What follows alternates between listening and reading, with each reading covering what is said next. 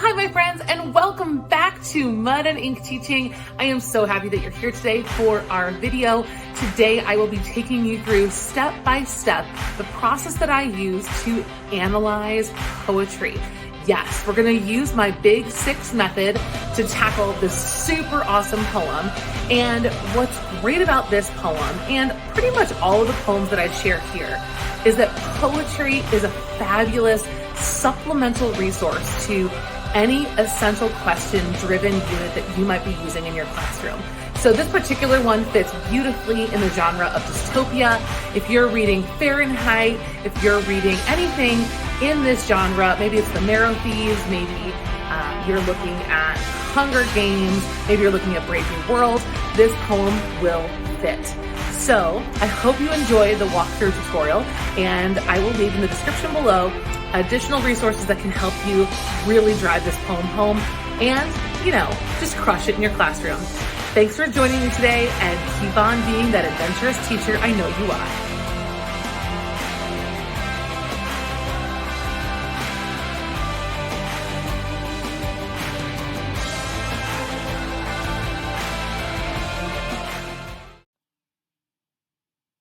Hello everyone, and welcome to this recording of Prayer for the Mutilated World and some suggestions on how to approach this piece in your classroom.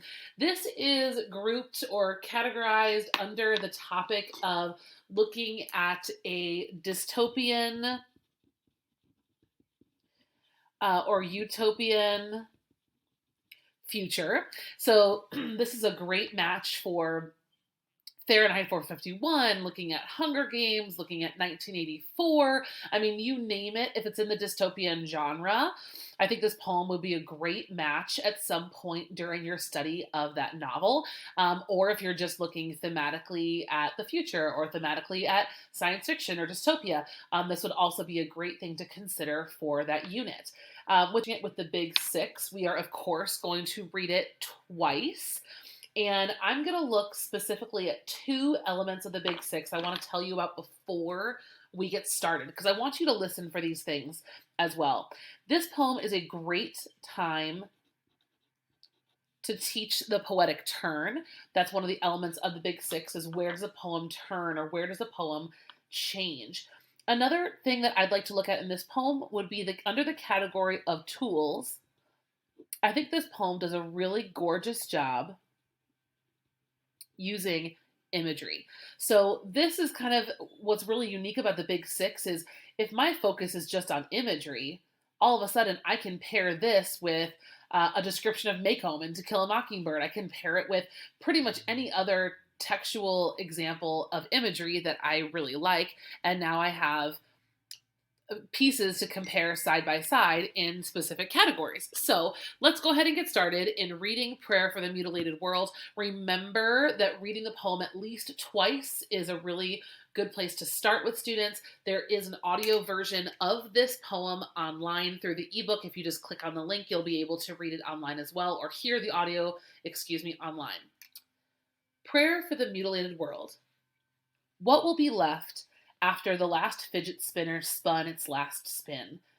After the billboards accrue their thick layer of grit-masking advertisements for toothpaste and Tanqueray gin, and after the highways are overtaken by invasive forests, after the ministers give up their gods and the rabbis their congregations for drink, after new men rise to lead us sheep toward our shearing, to make bed sheets from our hair, after the high towers have no airplanes to warn away and instead blink purely toward heaven like children with one red eye, after phone lines do nothing but cut the sky into sheet music and our phones are just expensive bricks of metal and glass, after our cloud of photographs collapses and all memories retreat back into their privatized skulls, after the water taps gasp out of their final blessing,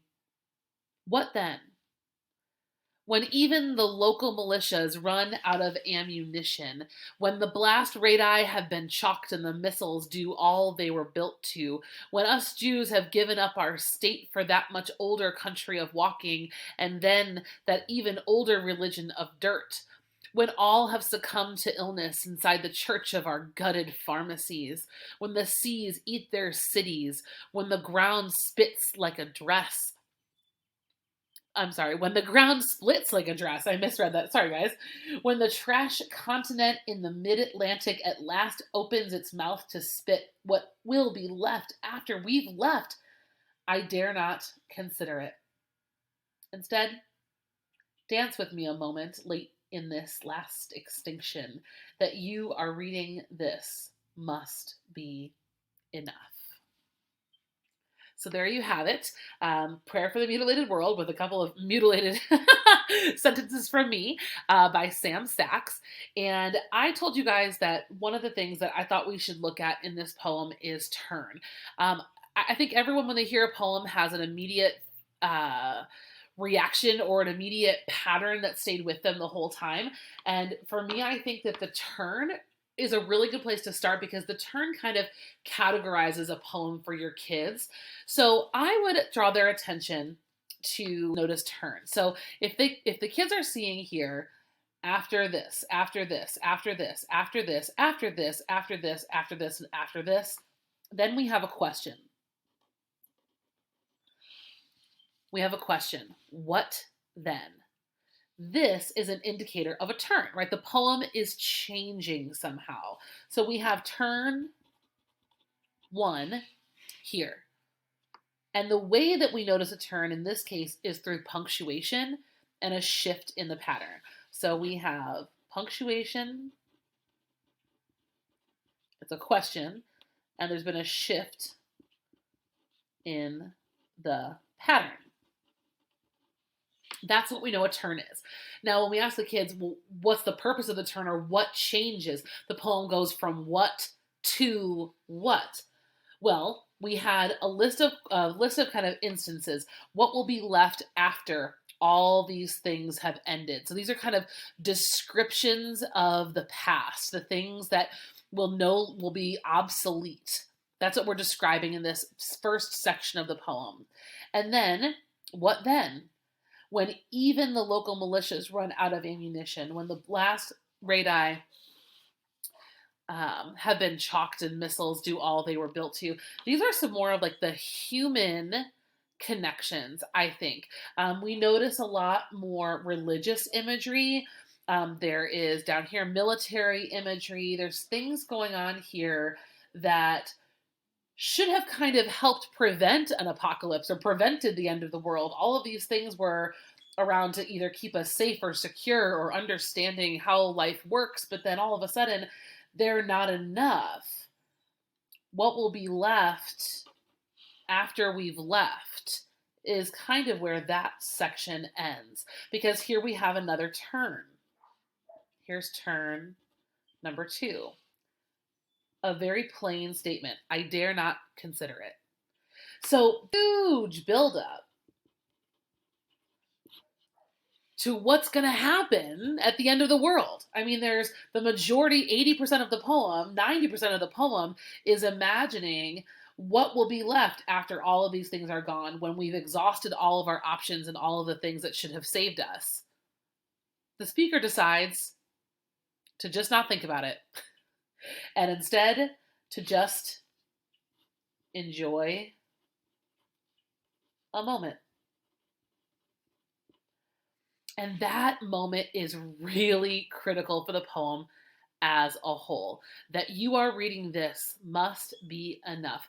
The speaker is indicating to us that we could spend a lot of time imagining the worst case scenarios, even living through the worst case scenarios. But at the end of the day, the end of the world, at the end, what matters is the moment that you're in. And by looking at turn, that'll help get your kids to that conversation. And then, of course, I think this is pretty obvious too for you as a teacher, that imagery stands out so beautifully. I totally ruined this line here, but it's such a pretty one. I love this one. Where did it go? When the ground splits like a dress, when the seas eat their cities. Have the kids draw these. They can do Google drawings, they can do hand drawings, they can do Photoshop, whatever apps they're using. They can combine pictures into a collage. Have them really look at what these things should be creating in the reader's eye, right? The mind's eye. I love this image too. I know this to me is very dystopian image of the future when nature takes over. And maybe when the kids look through the imagery, noticing again, what are the patterns? What imagery do they see happening over and over again, and why? Why is that important? Why at the end of the world is there so much nature imagery? Why is the earth, and why is religion? Why are those the images that keep coming up over and over and over again? Getting kids to have that conversation will be really fruitful, and help get them to other themes, right? We kind of talked about this one a little bit, the enjoying the moment, but there's more here. There's more here, and it's all up to you and the discussion that you have with your students. I hope this is a helpful place for you guys to get started. Thanks for joining me.